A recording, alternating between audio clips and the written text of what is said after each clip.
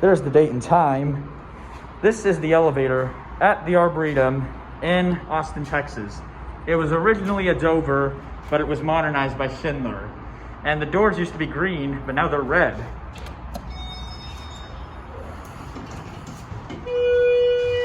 Yeah, look at this. Let's go to 2. The door close button works.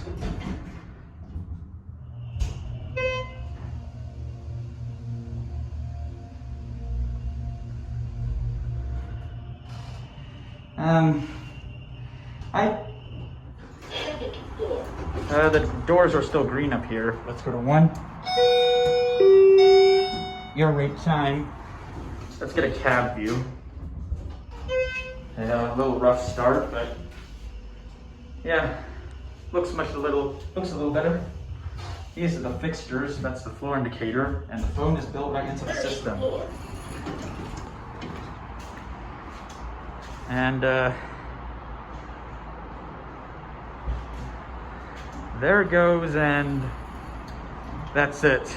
And my review on it, a little bit better than it was before.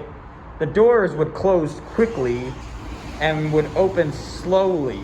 That's what made this elevator pretty dangerous.